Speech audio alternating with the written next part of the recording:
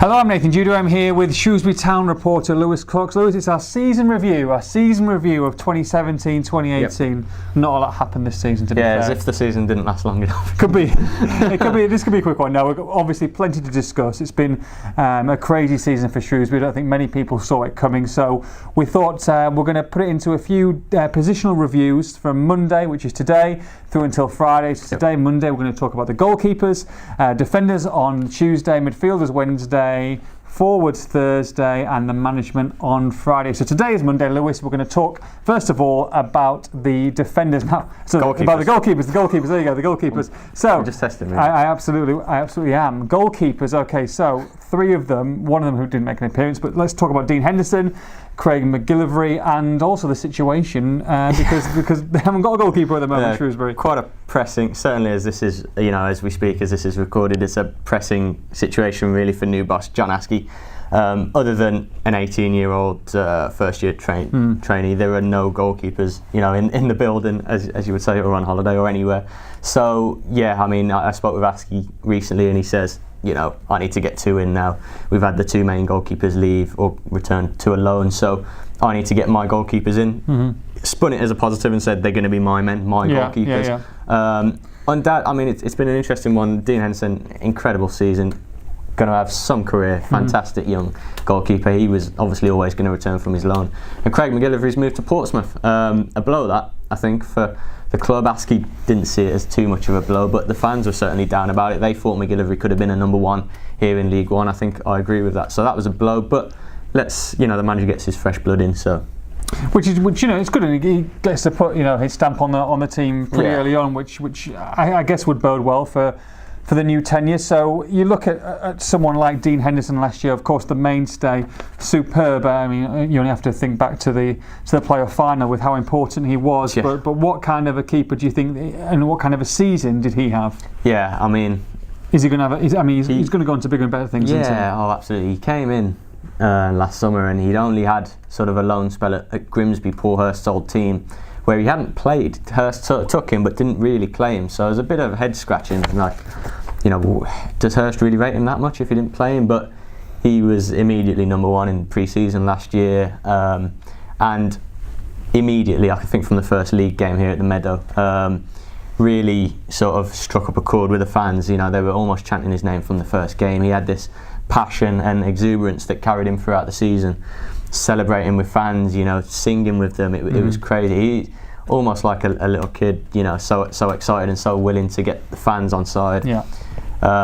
His performances, certainly through the first part of the year until Christmas, wow, I could almost not fault them.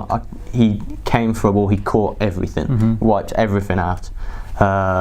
Shot stopping, unbelievable. He almost didn't make a single mistake for a number of months, and we were thinking, wow, his form dipped. He didn't struggle after Christmas, but he struggled to keep that exceptionally high standard going. But he has, when he's on his day, he has everything, comes and claims everything.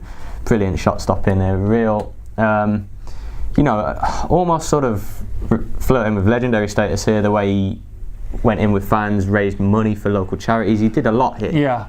For a young kid coming from a club like Man U, he was confident. Everyone knew that you need to kind of be if you're with Manchester United, but he certainly bought into the club and the town and had a lot of, he loves his club now. He said that, and he's going to go on to be a special goalkeeper. I think he quite fancies himself to do well. I certainly expect to see him in the top flight of football in this country. Interesting to see where he goes next season. His Man U contract's up. Expect that he's leaving. So you think maybe a Championship club, or do you think? I heard a couple of whispers of Championship clubs. Obviously, back in January, there are more high-profile clubs after him. Arsenal were linked to Benfica. Clubs abroad too. I know he's got links with his team. But as I say, yes, Championship club. It's an interesting one. Does he want to make a permanent move to a Championship club, play regularly there? Maybe a permanent move to a top flight club, taking over loan. He's balls in his court, really. Yeah, of course. There'll be a lot of suitors for him. In the games you've seen, the big games down here, superb shot stopping, kept down in a lot of games. But he's all round display. He's all round sort of profile. He's very good young keeper. Yeah, if Town get near to that for next season's first choice, Yeah, they'd take that. 100%. And loves to stop a penalty as well. Yeah, yeah. There's some great penalty saves. I mean, obviously Wembley. I think Rotherham away. Just you had confidence in him. Yeah. And if it was a one-on-one, you had confidence with him. A long shot. You know, all right, there's a period maybe into the new year, February, March, after he'd had a ban. He had a couple of tough times. He got a suspension up at Blackburn when they sort of wound him up, got under his skin because he passionate bubbled over. Of course, yeah. So there were times when maybe he had a bit of a wobble and he wasn't as dominant in the air, things like that. But God, he showed enough, you know, consistently for August, September, October, November, December that is how good he is. So exciting future and one for us all to keep tabs on, I think. Really. Absolutely. Wish him very, very well. And like you say, you mentioned before, Craig McGillivray, not as many appearances as Dean Henderson, but still had his moments. Yeah, the fans liked him as a number 2. When Dino was struggling a little bit more, they were saying, you know, get him in. Craig's done nothing wrong. Made 14 appearances in total, all comps. About half of them, I'd say, were league games. And made very little, if no, major errors. Didn't drop any howlers.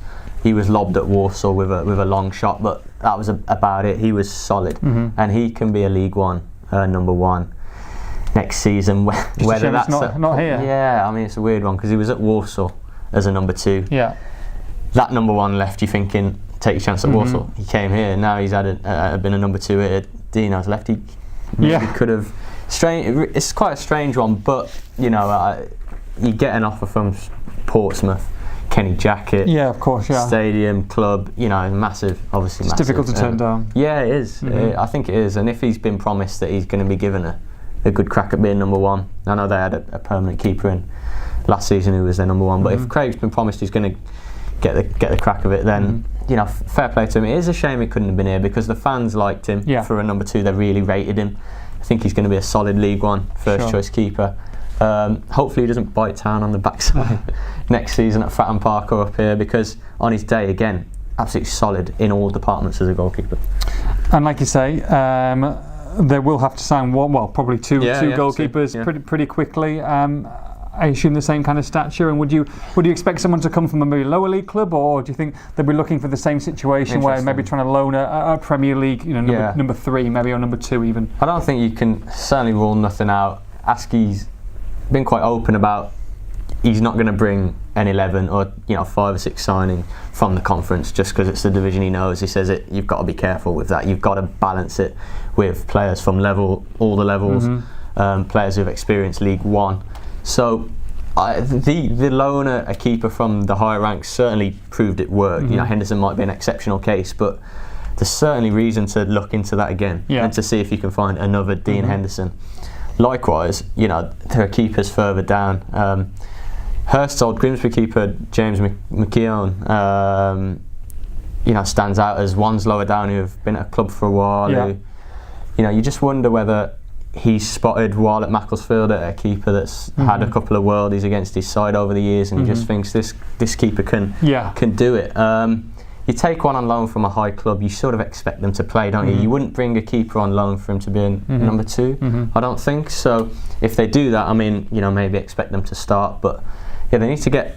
Certainly, I have no doubts that they're making calls 24/7 as we speak on that department, because I would class that this summer as a priority at the moment. If you've got no keepers at this place, clearly you need to get the 2 in. So rule nothing out, but don't expect a sort of wash of National League players who haven't tasted Football League, I would say. Yeah, hopefully we'll see a goalkeeper or 2 sooner rather than later. So that's the end of the goalkeeper review for this season. We'll be here tomorrow, same time, same place, for the Defenders.